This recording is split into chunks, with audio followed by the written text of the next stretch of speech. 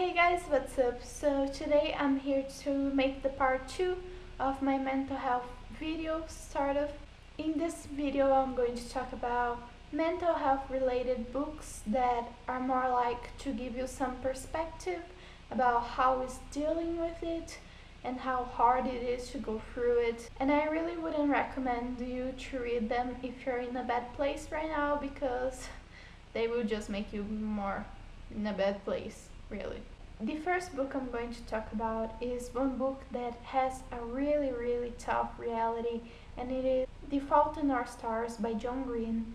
And this book's about two cancer patients, and it shows how they deal with the illness in their daily basis and how it is that affects them mentally and physically. And it shows a whole different way of seeing the world and interacting with people, because people knowing your disease, they will be like treating you a little differently, and it deals a lot with those matters in this book.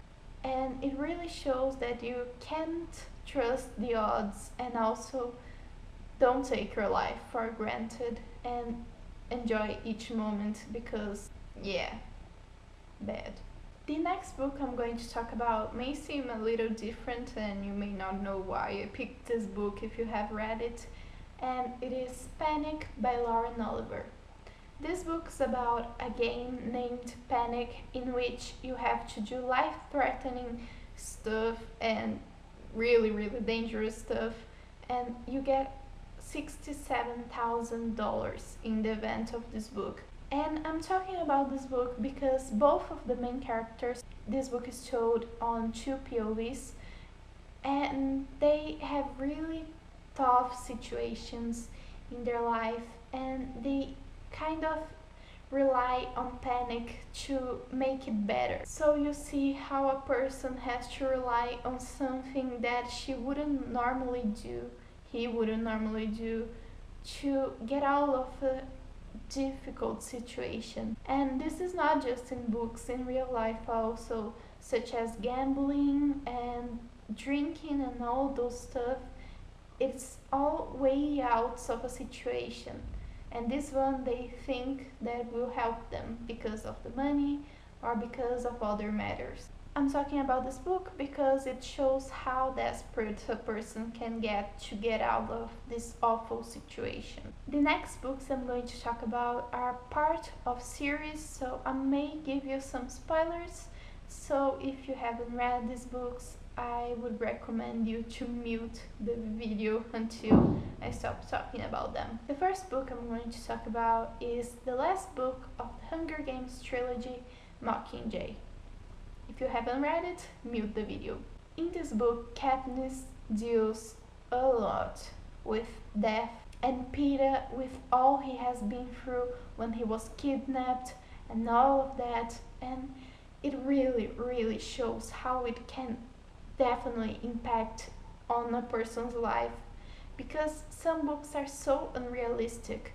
People go through life-threatening situations, and the next day they're just walking around and saying hi and smiling. And it's not like that. This book ended well for the way the whole life of Peter and Katniss have been, because they still have sequels of what they gone through even so many years later.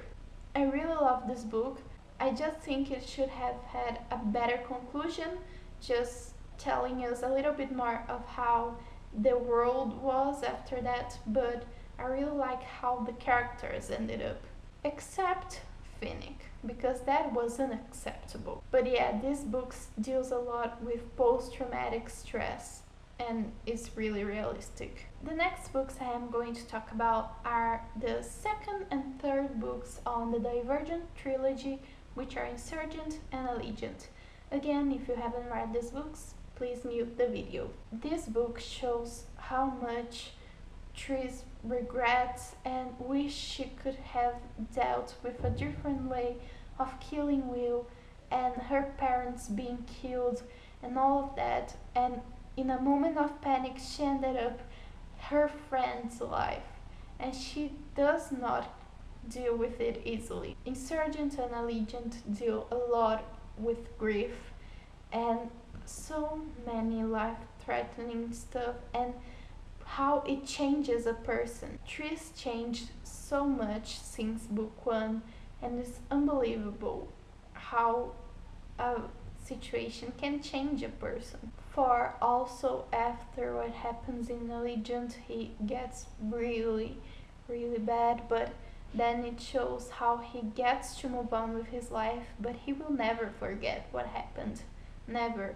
And it really shows because when something awful happens in your life, you never really forget. You just learn a lot how to deal with it and kind of ignore it and focus on the good things of your life and finding support.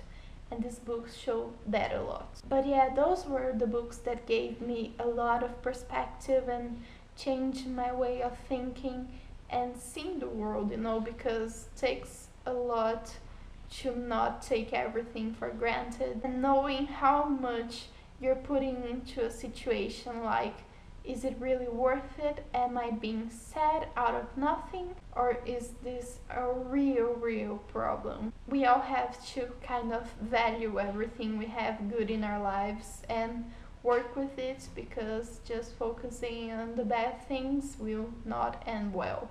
But yeah, thanks so much for watching. I hope you enjoyed it and got a little perspective or something, and hopefully you never have to go through what those characters went through, and nothing else that is bad, because I want the best for you and everyone wants the best for you.